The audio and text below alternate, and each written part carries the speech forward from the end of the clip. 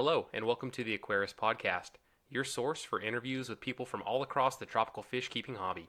I'm your host, Randy Reed. Please subscribe and check out all previous episodes on Podbean, Stitcher, Google Play, iTunes, or AquariusPodcast.com. You can also check out additional content by following the Aquarius Podcast Facebook, Instagram, and Twitter accounts. If you like what you hear, please rate and leave a review for the show.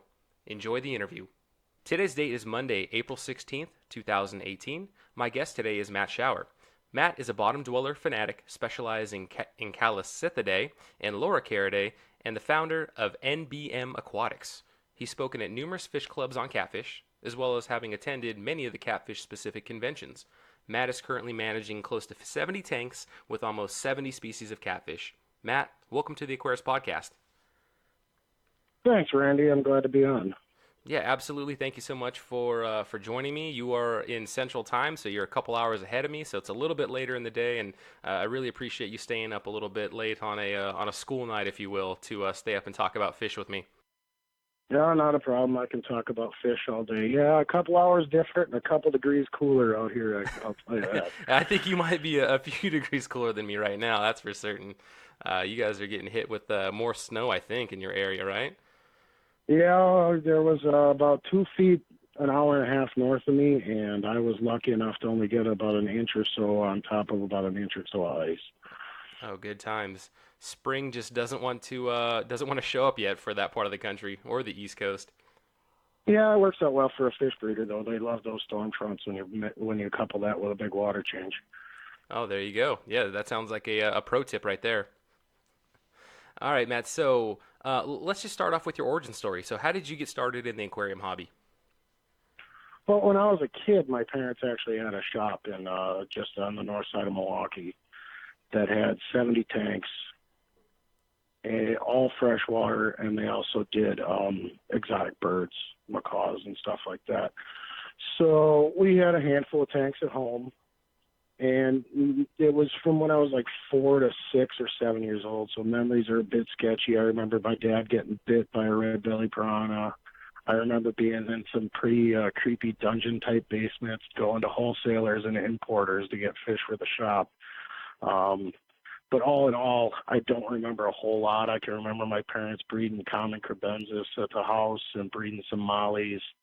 And like I said, when I was 6 or 7, the mall the store was in closed down, and due to the cost of trying to move the store, the parents just opted to close it up, and then the tanks in the house slowly dwindled. So by the time I was 10 or so, there were no tanks at all. So the hobby kind of started early, but then from when I was 10 to when I was 26, so that would have been 2006, I didn't have any tanks. And a roommate left a 75 behind. And I decided I wanted a simple community tank planted. And things just kind of spread from there. Yeah, once you get that one tank again, it just snowballs. To take a step back, and again, I know you're real young, but do you remember what got your parents involved in having a fish store with exotic pets to begin with? Did they ever share that with you? I'm not sure. My whole family was kind of just animal crazy in general. My grandmother did everything from the miniature horses and goats and chickens and just everything you can imagine. And my parents, when I was really young, before I can really remember, there were goats and there was a duck pond in the backyard. I grew up kind of out in the sticks. So there were always a lot of pets, not your typical cat, dog type pets either. And I don't know, the mentality of my family seemed to be, don't get one. If you get two, you can, at least break even on what you bought if you were able to reproduce them. So they were far bigger into the birds than the fish. I think the fish were just an easy addition into the shop. Gotcha. That's very interesting that, a lot of times whatever the parents are really passionate into, it can almost be that negative effect on the children. But to hear that, it sounds like you had a pretty pleasant experience, your memories of the fish store, and that, a couple decades later, you took it upon yourself, or you were given a tank rather, and you wanted to set up a fish tank. So it wasn't like it was a damaging experience, and anything that the parents did, you wanted to stay as far away from as you could. Yeah, no, you probably went through that phase in the teens. You know how that goes, but it all comes full circle. Yeah, very cool. So from there, from that 75-gallon tank, what were your first major steps to kind of get you to where you are now? Well, it started 75, and the first fry I ever found were the Celebes half beak, which is a live bear. And I was just sitting on the couch watching the tank in one eye and the TV in the other, and watched these baby fish coming out of the female half beak, and ran around and found a bucket to put the babies in because the males were eating the babies as fast as she was letting them go. And then I had some peppered corydoras pileatus, and I did a big water change one day and came home from work the next day and couldn't figure out how there was duckweed stuck all over the glass, and it was cory eggs. So then there was another container and another bucket and another tank to raise cory fry. And it's just kind of tumbled from there. And in 2008, I moved from central Wisconsin to northern Illinois, and didn't know a lot of people, and kind of a recluse in ways, and didn't have anything better to do but scour the internet buying fish and scour on Craigslist looking for tanks. And it just continued to grow. So at that point, were you involved with like your local fish club, and like I guess what was your outlet for all of these fish that you're now starting to breed, whether it was accidental or on purpose? Once I moved into northern Illinois, they're very lacking in local stores, and the nearest club was an hour plus either direction. So my major outlet was really Aquabid. I would make treks down to that was later on where I started going to the greater Chicago swaps and different swap meets and stuff like that to start to offload some of my offspring. And at this point, do you feel like, as far as your number of tanks that you have, are you kind of at your pinnacle, or are you still, are you still a ways away from your pinnacle in terms of being a breeder and the number of tanks and the number of species that you have? Well, I moved again 2 years ago, 18 months ago, and fortunately the garage was insulated and heated, but I wasn't able to really lay it out the way I wanted to, and you've got to move that many tanks. You just kind of make sure they get moved and that they've got filtration and everything else. And I have a second garage detached that's just stud walls that's going to be insulated, plumbed, racks put exactly where I want them, overflow systems and stuff like that. So I actually will probably double in volume from where I'm at now, and that's probably going to be the end of it. It's hard to say. I keep kind of changing my designs as I find a fish that I want and go, well, my design has all 20-gallon tanks, and this fish needs a 125, so I need to find a rack that I can, I need a rack in this room that can hold a couple 125s, and so then back to the drawing board. Yeah, I can imagine. Well, it sounds like you are doing it the right way at least, and you're going through multiple iterations. So I couldn't imagine taking the time and the investment to set up what would roughly be 140 tanks, and then come to find out that there's a serious design change that you want to make halfway through your install. So I guess time is on your side on this aspect as far as planning goes. Yeah, it is, and I've been fortunate enough to have Ian Fuller and Hans Evers and stuff in the fish room, and both of them said, the fish are healthy, everything looks good. Take your time on this fish room and do it exactly the way you want it. If you rush through it, you're going to have regrets on what you did, and it's just a pain in the neck to go back and try to revamp once it's built.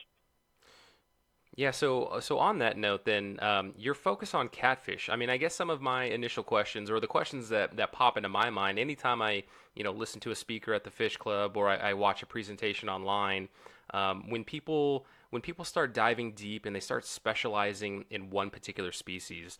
So for you, the bottom dwellers, the catfish, I guess what is it that initially drew you to them?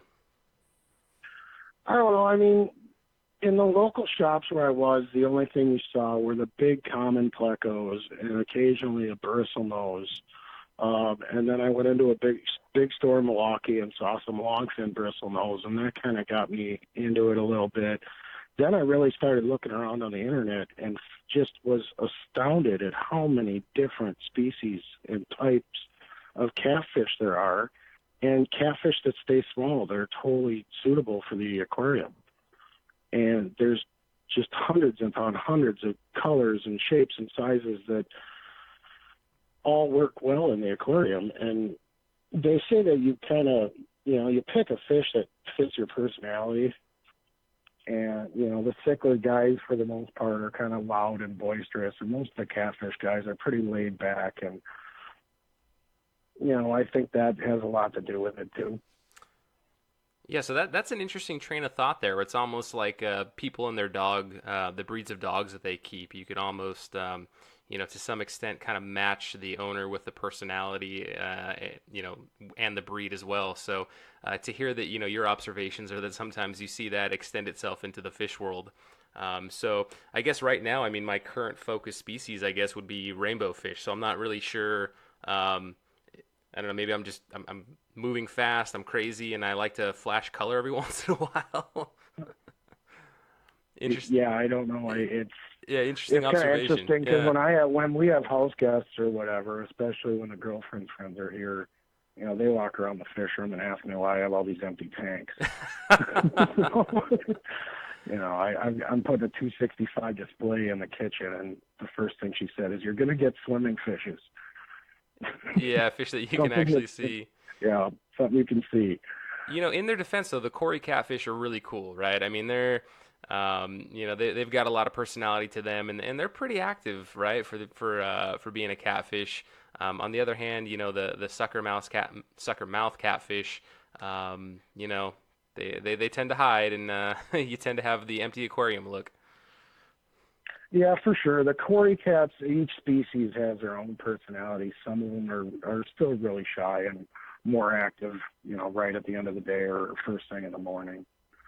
They're not all as outgoing as the albino cats you see in the stores, but, there's so many shapes and sizes just to the Corys themselves. We're looking at close to 400 species, I believe. Yeah, there are definitely a lot of them, and they go by the was it the C? It's not an L. It's like the L number system, right? It's what is it? CR? CW and C. Okay, C and CW. Okay. Yeah. So the C numbers were created by DATS magazine when Hans Ehlers was with it over in Germany, and then when DATS dissolved, there were still all these fish being found. So Ian Fuller of Corydoras World started his new numbering system using the CW codes. And is there any replication across the list, or any duplication rather, or is his list just a continuation on the original list? He tried not to duplicate. He tried to continue on. There have been found that there were some codes that were given to regional variants. Fish found here looked a little bit different than a fish found 25 miles downstream, so it ended up getting a different code. There were a few codes that were assigned that, were later determined that they were actually a described species already. So there is some duplication within that. Oh, interesting. But for the most part, he tried to keep it separate, or a new list continuation rather. Yeah. Okay, cool. And then as far as, keeping catfish in general, I mean, what has surprised you the most about keeping catfish? The variation. You think you've got, you spawn a couple of species of like Cory cat, you think you've seen it all. And then, this one didn't lay its eggs on the glass. It laid all its eggs on the bottom of a leaf, or it laid its eggs in the sand. Plecos, when I first got into the suckermouth species, I dealt with mostly bristlenose and hype and citrus and stuff, and had no idea that there were species out there that laid their eggs on the glass, and there were species out there that carried their eggs around in their mouths. And so you think that they're all going to behave and act pretty much the same, and they all behave differently. Wow, that's interesting.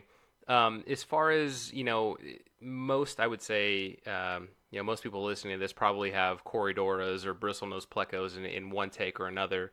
But if we were to kind of focus down on the corydoras, and in general, I guess the species that you would typically see in the trade readily available, so your pandas, your salt and peppers, your dwarf cories. Now, and maybe even within just those few that I named, this could vary. But I guess what would be your breeding tips or your breeding lessons learned if somebody actively wanted to try to breed those fish? The first tip would be, especially once you get out of the clearly identified, is be very careful of what you're looking at in the stores. There tends to be a mix of fish that come in from the wild, so you really need to pay close attention when you're picking out your fish, or you may end up, if you just tell the kid at the store to catch 5 fish, you may end up with 5 different species. I did some transshipping for a while, for example, and brought in a box of corydoras adulti, which is typically available. And in that box was actually corydoras adulti, corydoras duplicaris, and C121. There were 3 different species within that box. So, had that box gone to a store and somebody just walked in and asked for 6 fish, they may not get 6 of the same fish.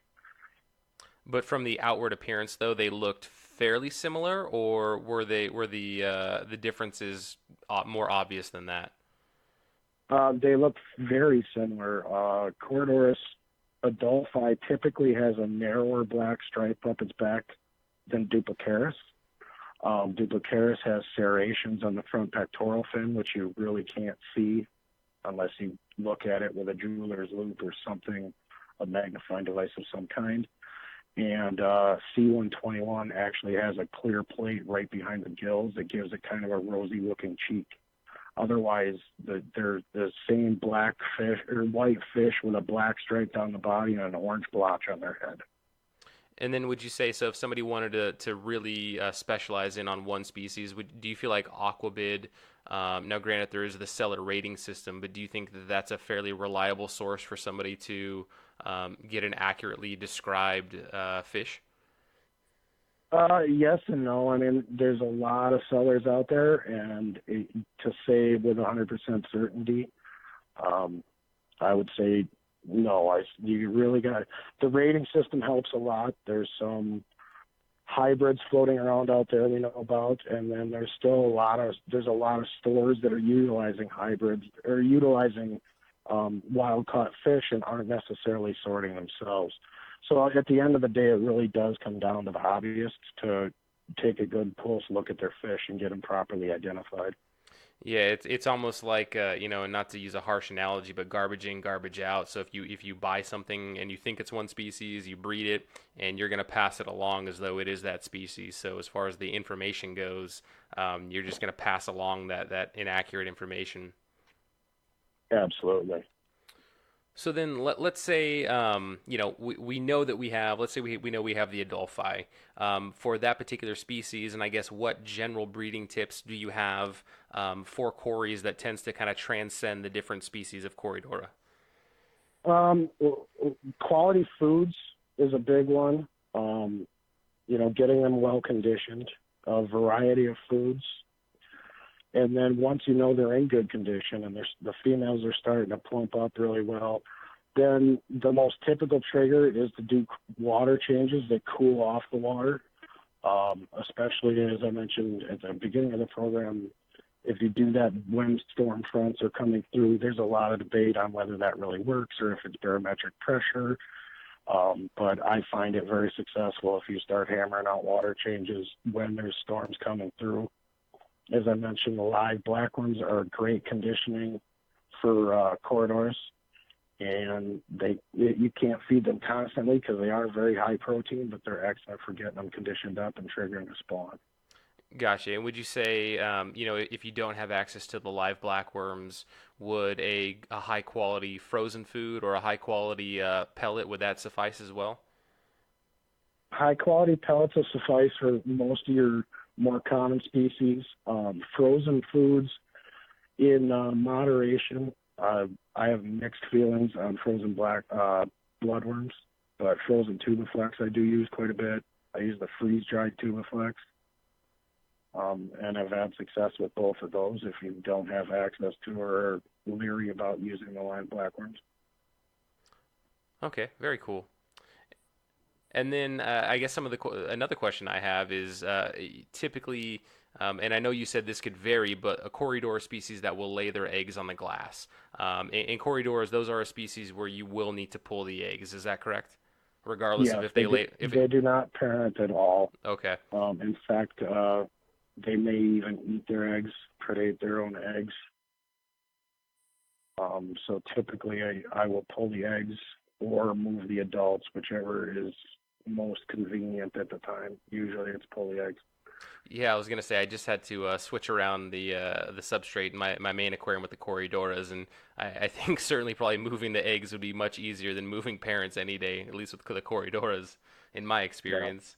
So then, as far as extracting the eggs from the glass, I guess if they laid on the underside of a leaf or on another like fixed surface that you can remove from your tank, that would be more ideal. But if they're on the glass, what's your method of actually getting it off the glass? It kind of depends on how the eggs are on the glass. Earlier today, I had Corydoras whites when I spawned. They laid a very large egg in relation to Cory eggs, and I was able to just gently roll those up the glass a little bit, and then they stuck to my finger, and I was able to roll them into a specimen container. Eggs that are packed really tight together on the glass, it's more difficult to do that, and in those cases, I generally would use a razor blade or a plastic credit card or something along those lines, and just gently scrape them up so they roll onto the credit card, and then roll them off the credit card or blade on into the container that you're going to use to hatch them out. Gotcha. And so as long as you're being, slow and steady, you're not really going to damage the egg and everything will be fine. Yeah, no, you should be fine, unless you're trying to pull the eggs within a minute or two of them being hatched. They actually harden up fairly quickly. Oh, interesting. So I guess once you see some Cory spawning, you've got eggs on the glass. Will you give it a few minutes or whatever the time is for them to harden up, or will you instinctively just jump in there and pull the eggs as soon as you know they're there?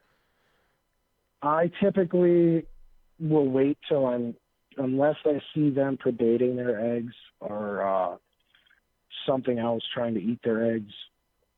I will typically wait till they're done spawning. I try my best not to disrupt them during the spawn. Okay, and how long was that typically? Oh, that it can range anywhere from a couple hours to over a period of 2 or 3 days. Oh, gotcha. Okay, but I mean, is it probably safe if they're done spawning a couple hours is probably a safe time as long as they're not predating on them to let them sit and then pull them? Oh, absolutely. Okay, gotcha. All right, and then so just to follow this down the rabbit hole, so you've pulled your eggs, you've put them in your specimen container. Is there anything special that you like to do with the eggs? And then my next question would be, on average, when would you expect to see some wigglers out of those eggs? Wigglers typically 4 to 6 days. I treat my eggs differently depending on the species. I've found some species do well with using an alder cone and the tannins from an alder cone to prevent fungus. I've found other Cory eggs do not react well to alder cones at all. So at that point, I end up using methylene blue to prevent fungus, and then I gently aerate them. On a new species, I will actually, depending on how many eggs I get, I'll break it into 3 containers. I'll have one where I do absolutely nothing at all but aerate, one where I use an alder cone, and one where I use methylene blue, because you don't put all your eggs in one basket, especially on the first spawn.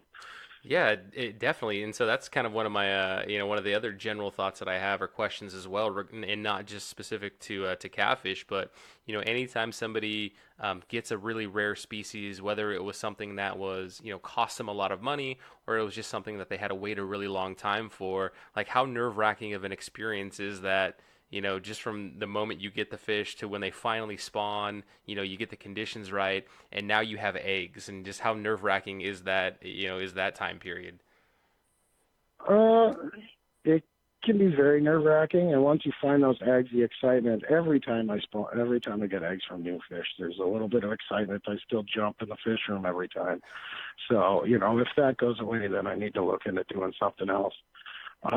Yeah, I mean, you're going on, let's see here, if I recall what you said, at least 15 years of kind of serious, serious breeding. And to hear that you're still getting excited and jumping up and down in the fish room is pretty cool. Yeah, I really expanded in 2010, and that's really when I jumped up. And we're kind of backtracking here a little bit, but in 2010, I went to the Aquarium Catfish Convention for the first time and met a lot of the people that I keep in contact with on a regular basis, and that's what really got me into it. So between 2010 and their convention in 2012, I went out there with nothing in 2010 and went out there with like 25 species of tank-raised catfish to sell and trade in 2012. Wow, that's impressive. But nonetheless, though, I mean, still, 10 years into it and you're still getting really excited. To me, that's very promising, and that just shows that, I feel the same way. And again, I share my experience with my breeding for Karma Tank, and I still keep seeing these little guppy fry in here swimming in the guppy grass, and it's exciting. And I think I'm going to get a new species of rainbow fish here, and I want to start breeding them. And I know the moment that they start laying in those spawning mops and I pull those and I've got eggs, that's going to be very exciting for me. Yeah, be careful. It's a never-ending cycle. I went to a swap just to hang out with some friends and stuff on Sunday, and came home with 4 more species of corydoras. So, no, definitely. I mean, it is alive and well, and my wife doesn't know this, but I'm eyeing the other space in our garage, and I've already got plans of building that out and insulating. But she doesn't listen to these podcasts, so she'll never know. All right, Matt, so I want to ask you, all right, so you have obviously, many, many species of catfish currently, and I'm sure that you've probably, kept some that you're not keeping now, so you've probably kept well over 70 species of catfish, but is there, I called it an Eleanor catfish or a unicorn catfish. Is there that one species that you've got your eye on and that you just haven't had a chance to breed yet or to have? Well, I don't know. There's so many. There's a lot of catfish out there I'd love to work with yet. I picked up some Asian catfish at the Cataclysm in Madison last fall, Potasio fluviatatis, and they've been kind of neat to work with. And I picked up some micro Synodontis catfish. So the one unicorn, I'd love to get some chameleon whiptails when I finally get some space for them. They're fairly readily available from a corydoras standpoint. CW004, also called the Ancestor, or CW111, called Corydoras Zabrini. Those are just stunning cories. They're going for anywhere from $300 to $1,000 a fish over in Japan right now. Wow. So they're definitely high on the unicorn list because they don't even make it into the U.S. That is incredible. I'm actually going to Google that right now if you want to keep on talking. Which CW is that? CW004. There's actually some available in the U.S. right now. It's 2 for $500. Oh, don't worry. Don't worry. I won't be your competition on this one. I just want to admire. And so back to that whiptail catfish, right? I think most of us, we're very familiar with the corydoras, and we all, kind of know the charm and the appeal of them. But these more exotic catfish, like a whiptail catfish, for you, I guess, what puts that on your list? It's unique. Some of it's just the fact that there's not a lot of people out there working with them, and that makes it kind of that puts that challenge bar in front of you, makes things a little bit different. One of the first kind of unique fish that I worked with was a sucker mouse species with the genus Spectracanthicus, so Spectracanthicus marinus, and you couldn't find any information about them except for a little blurb on Planet Catfish and a couple of registered keepers. There were some fry photos, so you knew they'd been spawned, But to knock that one on the belt was pretty exciting. So some of it's just to do something new, to do something that a lot of hobbyists haven't seen, and try to get some of these more unique things into the hobby. Yeah, so kind of that explorer's mentality, right? Yeah.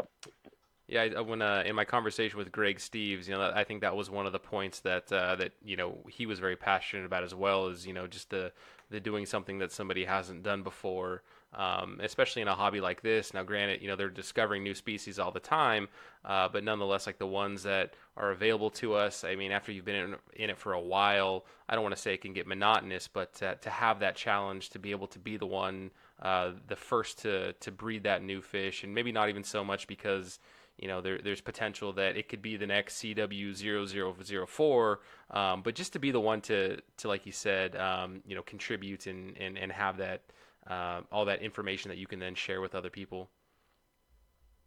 Yeah, absolutely, and it's a lot easier to do. And so, I'd love to get into writing articles and stuff like that more, but you can only write so many articles about so many fish. And I feel like with some of the corydoras and stuff like that, it's, what can you say that hasn't been said in some regards? Well, like with Spectroganthicus, I wrote an article on that ended up on Planet Catfish that, it was really fun and enjoyable to write. And, I didn't feel like I was repeating something that somebody else said in a different article about a different version of that species. Yeah, no, interesting. That's definitely I can definitely see where you're coming from on that one. So on the note of, there is a lot of information out there, and especially with the internet and how readily available information is, but also how easy it is to put out information. In your opinion, and we'll always preface this kind of question with "in your opinion," or the world according to Matt. What do you think are some of the misconceptions out there about catfish or about corydoras in particular that in your opinion, are incorrect and that you might want to dispel? Um, in my opinion, well, one of the more common misconceptions with catfish in general is they're cleaner fish. And that is absolutely false. When you get into the more exotic plecos,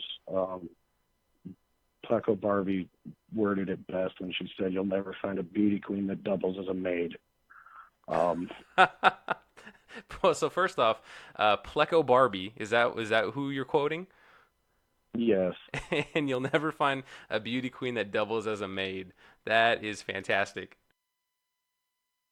So, they're not cleaner fish. Very few of the species of Pleco actually eat algae.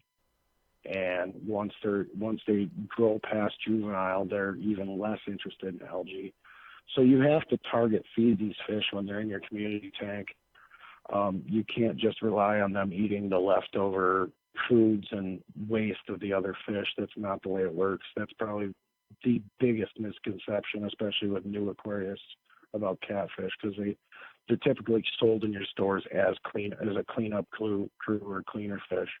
Yeah, and kind of those, well, like the three buckets that the catfish tend to fall in, right? It's at least, let's say with the plecos, there's your beauty queens, your zebra plecos, and your leopard frog plecos, all those guys.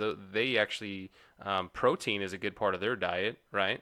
It's a majority of their diet, yeah, yes. and then you have this other category that eats wood, not algae, but wood as a main part of their diet. And then you kind of have the third where it's vegetable matter. Maybe they eat a little bit of algae, but to your point though, it does span, right? And it's not that oh yeah, that thing right there, that all it does is it just wants to munch on diatom algae or green algae or whatever.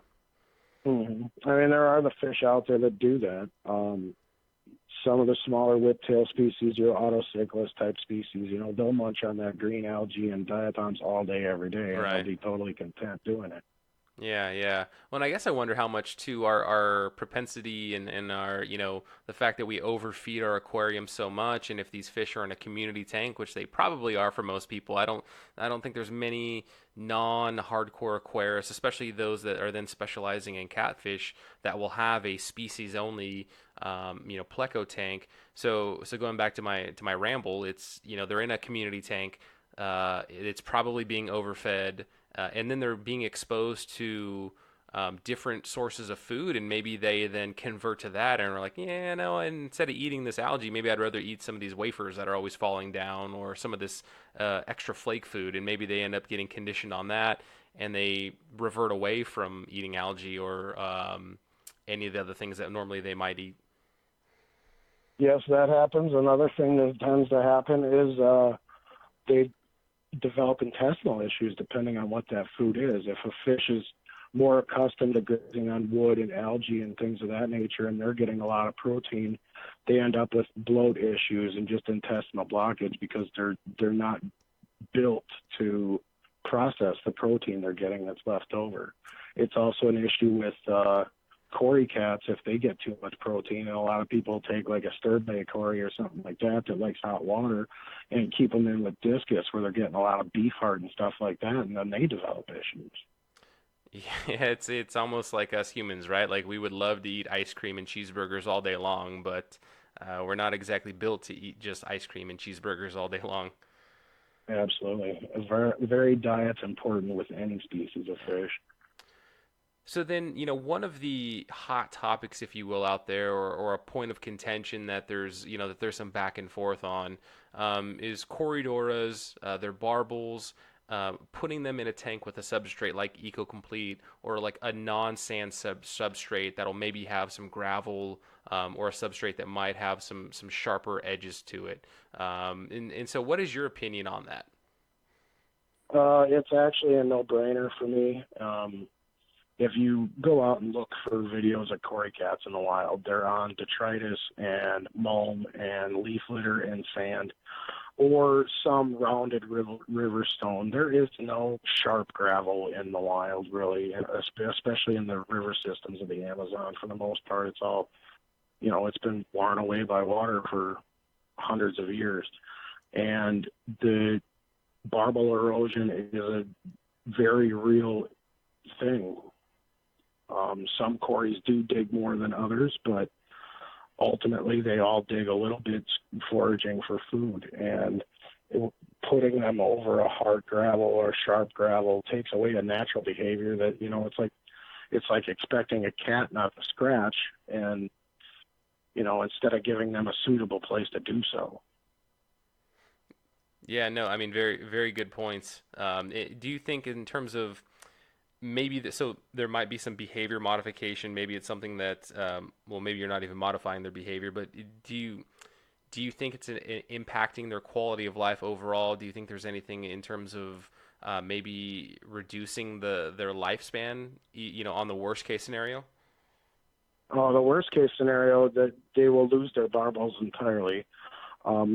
Typically what happens is they just start to wear them away. Best case scenario is they just slowly wear their barbels away. Worst case scenario, they damage the barbels and then they become infected, and you end up losing the fish because that infection spreads to the rest of the fish. Usually it's fungal that develops on the damaged barbels. Yeah, no, I mean that makes sense. And again, it's something that is a hot topic, and you sharing your opinion, definitely appreciated. And maybe some people listening to this are convinced. Maybe some people maybe they dig in, but nonetheless, just to get your take on that, thank you, Matt. And if you're hard set on that, you see it occasionally in the loach community, and with aquascaping being, because you mentioned EcoComplete specifically. With aquascaping being such a hot thing now, it's not a big deal to cap it, or it wouldn't be a big deal, depending on the size of the tank, to put a small sand pit in as part of your aquascape, where they would have a place to do some of their natural digging and natural behaviors. Yeah, and that actually, the sand pit idea, it does go very well with, there's a lot of really nice aquascape designs and styles that do incorporate sand to one extent or another, whether it's, a pit, if you will, or it's a path, but something to your point where you either cap your sharper substrate, or give them a place to do their natural behavior and kind of forage around and dig in the sand. So circling back to, talking about breeding, again, sticking to your opinion, is there anything that people do that may prevent the successful breeding of catfish, plecos, or cories? One of the things I think a lot of people do, well, I think a lot of newer aquarists don't do the water changes that they really should be doing. I'm a firm believer in a lot of water changes. I do typically 2 a week on every tank I have. I think that's one of the things. The other thing that the newer aquarist tends to do is they go out and they buy their heater and they get their filter and they set the tank up and they try to keep everything perfectly stable. You know, the temperature going in during a water change is the exact same temperature that as the water coming out. And in their natural environment, that's not the case. You know, just by being in, you know, the Amazon, there's still seasons. You know, there's wet seasons and dry seasons and cool waters running off the mountains and things like that that causes the water parameters and water temperatures to fluctuate. And I can't get real specific because it's different for each body of water. But, you know, I think that's one of the things that a newer aquarist just tries to keep everything too stable to really get a good breeding. Yeah, no, I will say I use a Python system, hooked it up to my bathroom faucet, and you know, up until my past couple water changes, I do weekly water changes on all my tanks, and I was very dead set on trying to match the temperature as much as possible. But over the past couple water changes, I've actually just gone more to the hand method, erring a little bit on the cooler side, exactly for that point. You know, I keep reading articles and keep hearing content about, you know, the rainy seasons and you know, water running off mountainsides or just, you know, cooler water being introduced into the main body. So for me, like, I don't really mind it as much. And I guess what would be kind of a safe temperature swing, do you think? So, I mean, if the tank is normally in the, let's just pick a temperature, 78, you know, what do you feel like would be within reason you could swing, have a temperature swing in your water change and still be safe? Watch your fish. That's the best advice I can give you. I mean, 5 degrees is definitely safe. You know, if you go down 5, even 10, generally you're pretty safe. But usually the fish will tell you if it's starting to shock them a little bit. If you watch them closely, and with some of the Corys, you can go as extreme as 15, 20 degrees swing, just based on the regions they're found in. That's actually not abnormal. Yeah, and I guess it's important to note too that while the temperature of the water that you're putting into the system, you know, during your water change, maybe it's 10 degrees cooler, but you still probably have at least, you know, 50% of your water. I mean, maybe somebody's doing a 20% water change, but nonetheless, you already have a good amount of water in there that's already at your 78 degrees if we're sticking with that temperature.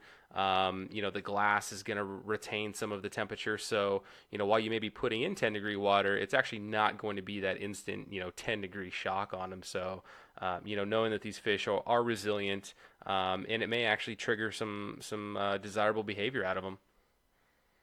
Yeah, I mean, if you think about it, if you're at 78 degrees, and you do a 50% water change with 70-degree water, your water should end up around 74. So you had a 4-degree drop. Yeah, no, definitely. Theoretically. Yeah. I mean, I'm not, thermodynamics is not one of my strong suits. I was gonna leave that alone. You never know. Somebody in Germany that with a master's in thermodynamics and, you know, hydrology may call us out on that one. Yeah, But hey, it I makes mean, sense though. But no, I mean, just directionally that makes sense. Yeah, and again, you know, these fish, they're not. Nature is not it's not a vacuum, right? Like there's swings and there's seasons and there's fluctuations and yeah, I mean it's good for them because in your experience, you have seen that water changes when you have kind of simulated that you've triggered spawning behavior. absolutely. Yeah. You know, but you still have, you got to know, you know, it depends on what fish you have and where it comes from. You know, a lake catfish is not going to have the same fluctuations as a catfish found in a small stream.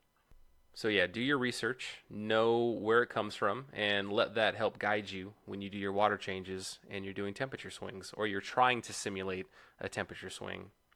So let's talk about your business, right? So you are the founder of NBM Aquatics, And before we get too deep into your business, I just have some initial questions, and I think people listening to this are curious as well. So, what does NBM stand for in NBM Aquatics? Well, NBM has an interesting backstory. I grew up in a little township, if you will, in central Wisconsin called Nabob, and it was 2 bars, a church, and a cheese factory at one time, and a dozen or so kids that lived in the neighborhood. And the parents started referring to us as the Nabob Mob. And that name has just kind of stuck with me. And I still spend we get together once a month and play cards and, have an annual gathering once a year of all the kids that I grew up with. And that Nabob Mob and the mob meetings and stuff has just always been kind of a part of me and my friends and stuff like that. And partially because my original username on Aquabid was Nabob Mob 1. And I just kind of shrunk the Nabob Mob down to NBM to simplify it a little bit. So are you telling me that there was a Nabob Mob on Aquabid and you had to take... Yep. So, wow. Yeah, in fact, Nabob Mob 1 is my username on Planet Catfish. Last time I checked, I think I was 4th on the breeder board on Planet Catfish.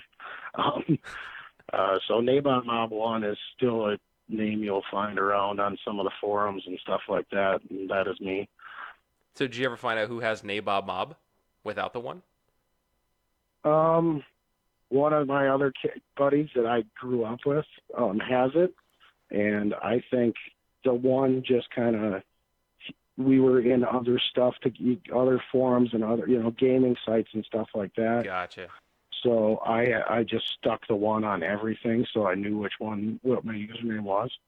Oh, gotcha. All right, so one thing I do want to point out here and give you some praise for is your logo. So it's what species of Cory Catfish am I looking at right now? I think it was just a conglomerate of several species. I don't even have the logo handy to look at it. Well, for those listening, there was a girl on. I mean, I would say that's probably just an Aeneas type, or a bronze Cory. There was a girl on Aqua Boards, which was the forum associated with Aquabid, that was giving some of the more active users little character things, and that's what she gave me. Well, she did a fantastic job. So I will link in the show notes your website and your Facebook page for NBM Aquatics, so people can come and check it out. But it is like you kind of described an amalgamation Cory Catfish. So it's a Cory. He's got a little Tommy gun. He's got his little, mobster fedora hat kind of tipped forward on his head, and he's smoking a cigar. And he's definitely he's a mobster. He's a mobster Cory Catfish with the slogan above him: "I'm in the mob." So I'm definitely appreciative of all the kind of caricatures and cartoons, and I think anytime you can take whether it's business or any of your personal ventures, and you can add a little fun, a fun identity or fun personality into it. I'm always for that, and I always appreciate that. So I would definitely encourage people to come and check out this cool piece of artwork that forum member drew for you. Yeah, it is a lot of fun. I get complimented on it a lot. I've actually considered challenging some people to draw me up some new mob fish. Because I've done hats and polo shirts and everything else with this mob fish over the last 6 years or so, and maybe it's time for a redesign of the mob fish. I want to be on that voting panel because I think this little guy I think he's pretty cool as he is. I can appreciate changing things up a little bit, but I'd like to see that's almost like a challenge to somebody else, because I think this guy has done really, really well. Yeah, he has, and people recognize the logo usually before they recognize my face, because in the fall I usually grow a beard, and that takes me like 4 days, and then I don't look like my Facebook picture anymore. So I'll walk through a swap or a show, and people don't really recognize me till they see that logo on the back of my sweatshirt. Like, oh, I thought that guy looked familiar. All right, so let's talk about what do you have going on right now with NBM Aquatics? Because I mean, people listening to this, me listening to this, if I was somebody, which I am, maybe not right at this moment, but if there was a certain species of catfish or there was a certain species of corydoras, I mean, you are incredibly knowledgeable, and you've been doing this for a decade, or maybe a little bit over a decade. How do we, I guess not so much how do we, but what do you have going on with your business? Right now, it's been on the slow side as far as reproduction and sales. I really focus exclusively, for the most part, on selling my offspring. And I moved, as I mentioned, in 18 months or so ago, and I went from Great Lakes water to a well. And there's been a lot of trials and tribulations to getting fish to spawn and getting them to hatch and getting fry to grow. And some of it was the limited space and drawing up a new fish room. It hasn't really been high on the priority list because I don't have room for the fish I have, much less a whole lot of offspring. So lately I've been going to a lot of events and stuff on a social aspect. I've been doing quite a bit of presentations. I'll be in at the Michigan Cichlid Association May 4th, giving my corydoras presentation, and then Madison and Milwaukee on the 18th and 19th, or 17th and 18th, that Friday, Saturday in May. And then in June, I'll be down in Louisville, Kentucky, giving that same corydoras talk. Oh, excellent. So, this transition for you, while your business is not, you're not fully up and running. You're not, producing the offspring necessary to really, offer things out to the public. Has it been kind of a nice break, I guess? Not that you didn't enjoy breeding, but has it been nice to get out there and meet other people and to speak and share your knowledge? It has. It's definitely been nice, especially on the convention aspect, to go out to these conventions and not have to worry about hauling 6 boxes, 7 boxes of fish with me and worrying about whether they get there okay, and tending to a sales booth or a sales room for the duration of the convention, and being able to just relax and go see some of the other presentations and speak with the others and not be confined to a sales area has definitely been kind of a nice break. There's other times where it's just kind of when you don't have anything new spawning and there's not much going on in the fish room, it kind of becomes way more of a chore to work on the fish tanks when all you're doing is sustaining, at least for me. You're just sustaining 70 tanks and you're not really, the fry are what get me excited. So without the fry, it's just kind of a constant chore. And I guess what is your timeline again of where you think you'll be up and operational with your fish room 4.0? Because like you had described, your auto water change system, just really being able to have that kind of turnkey on your maintenance. What's your timeline on that? Well, we've talked about it quite a bit, and we're going to start working on that as soon as it's warm enough and we don't have to worry about brushing cars off, that I can start working in the garage. There was a lot of debate on, because I'm very hands-on, do-it-myself kind of guy. So there's been a lot of debate back and forth about how much do I want to do, watch YouTube videos to figure out how to do wiring or how to do this plumbing or how to cut concrete, or how much do I want to do myself and how much do I want to pay somebody to come in and do it. And the reality is, when you work full-time and you've got 70 aquariums, there's not that much spare time to kind of do all that stuff yourself. So we've been talking to some contractors and stuff about getting in here to start getting this thing done. My goal is to have that fish room up and running by the end of summer. Oh, awesome. And then I guess what would be a conservative timeline of when people would be able to either go to your website or, if you're still doing offerings on Aquabid, would it be maybe another year after that or a few months after the end of the summer when, the NBM Aquatics offerings would be available again? I'm hoping by midsummer. I am starting to breed some stuff with summer coming out. That affords me the ability to move some stuff into outdoor tubs and stuff like that to free up some tanks to raise some fry up. I fired up my fry rack just a month and a half ago or so, which I can grow a fair amount of fish out in that single rack. So I'm hoping to have some stuff available fairly soon. It may not be a lot, but I'm hoping to be able to start bartering with some stuff in the very near future. I'm hoping to have a few species to take out to the Catfish Convention in October, just to help offset some of the cost of going all the way out to DC.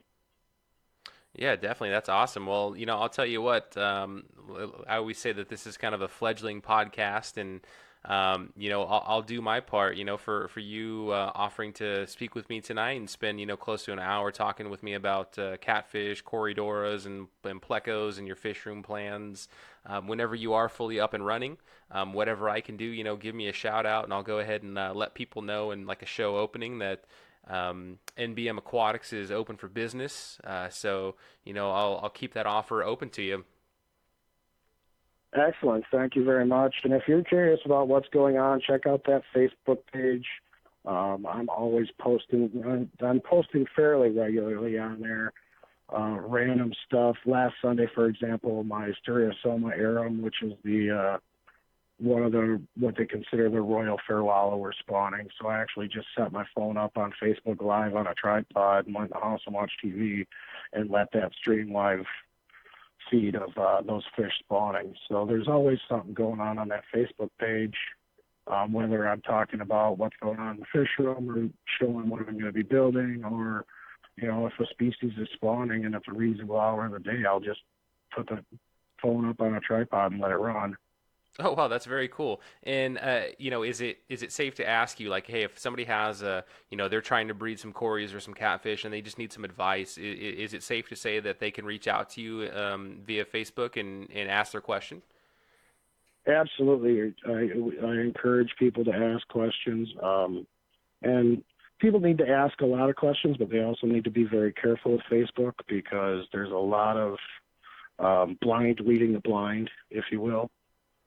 So don't take the first answer you always get when you post on some of these fish pages as gospel. But yeah, I'm always open to help problem solve or give advice of any kind. Yeah, I can tell you what, if anybody asks me about advice on corydoras or catfish in general, I'm going to point them straight to you. All right, and if I can't help, I'll find someone who can. Since we focus tonight primarily on corydoras, there is a U.S. Cory Keeper page that has a collection of some of the top breeders in the U.S. and across the globe, active regularly on the U.S. Cory Keeper page. Awesome. Is that page a Facebook page? Yes. All right, so we'll make sure that we put a link to your Facebook page, your business website, as well as that Facebook page as well in the show notes, so somebody doesn't have to hit rewind and try to write that down. We'll have that available as a link to them in the show notes. So, Matt, I would say, thank you very much for taking time out of your evening to talk with me about catfish and cories and, your start and what you've got going on with your, all of the awesome breeding that you're doing. And fantastic to hear that you're getting a little bit of a break. You're getting out there and meeting new people, and you're able to just share all of this knowledge that you have, through Fish Club talks and conventions. So again, what I always like to plug is, if you're not already a member of your local fish club, get out there, join one, and hopefully our paths cross in the future at one of these shows, and I'm able to shake your hand and thank you in person. That would be fantastic. I really enjoyed it. Awesome, Matt. Thank you very much. You have a good night. Thank you. You too. Thank you again for listening to the Aquarius Podcast. As always, get involved in your local fish club, help grow this wonderful hobby, and have fun with other fish nerds.